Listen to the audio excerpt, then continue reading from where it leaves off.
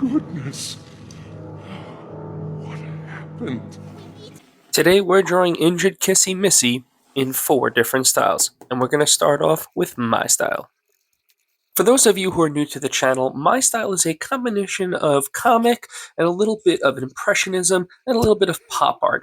I like using really rich, bold blacks. I love using a lot of vibrant colors that maybe not necessarily present in the original piece. So when you're going to see Kissy Missy in the final part of this, you're going to see lots of blues, some bold purples, lots of whites, because I really want the colors to pop.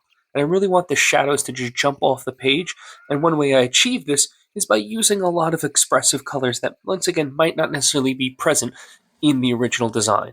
Another thing that I really like to do when I'm working on any piece that's in my style is I also love to add lots of impressionistic style of color. So I don't look for super detailed, so a lot of my pieces will come across as semi-realistic. And now we're on to the cracked effect. Since we are drawing Injured Kissy Missy, I thought it would be a natural fit to do the cracked effect. To me, the cracked effect often really reminds me of the FNAF series and Ruin from Security Breach. I think it just has that really damaged look, and it just kind of always fits, especially with Kissy Missy's arm being in a sling and she's barely hanging on at the beginning of the game.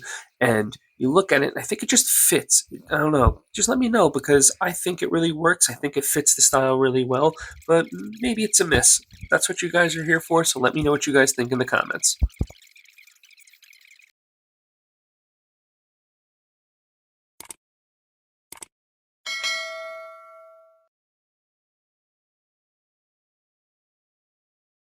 If you want to try this effect out for yourself, a little tip that I can recommend is that do take care of where the cracks should be. Don't just haphazardly throw them in, and do make sure that you get all these nice little fine lines in there to add that final little touch of detail. And now we're on to the burned effect. Now this is my warning. Do not try this at home. Before I've tried this effect in previous videos, I've always made sure to test it out as safely as I could. I wouldn't do anything unless I knew exactly what I was doing. Now, let me explain how this effect works. I use the fire to stain the canvas because I want to give it a little bit of color. But now, the black part, it's purely just charcoal. It's no different if it were to get burned as a piece of wood or burned as a piece of vine charcoal or compressed charcoal. Either way, you're still going to be able to use it as a medium. And now we're on to realistic side. And as you can see, this side's going to take, well, as always, it's going to take exponentially longer than all the other sides combined. Except for the My style, that one still took a little bit of time, but here, to get these nice ruby red lips with all the little glistening details, you really have to make sure that you work gently with any color pencil and work softly in layers. That's the only way you're going to be able to get those really smooth transitions. And another tip is to make sure you wipe off the residual color pencil, usually with a brush. I would not use my hand, that's when you're going to smear the paper, and then it becomes a lot harder to blend it out afterwards.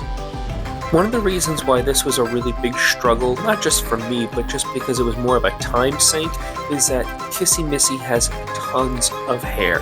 She's a lot of fur. And so you can't just throw it in.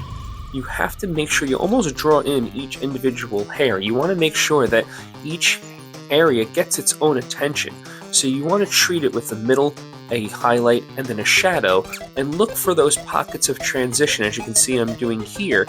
And then what you're going to do is blend out to your grays and your whites, and then whatever subtlety of color which might be there. But all of this is really painstaking, so if you do appreciate the content, I really hope that you'd like, follow, and subscribe, because it means a lot to me.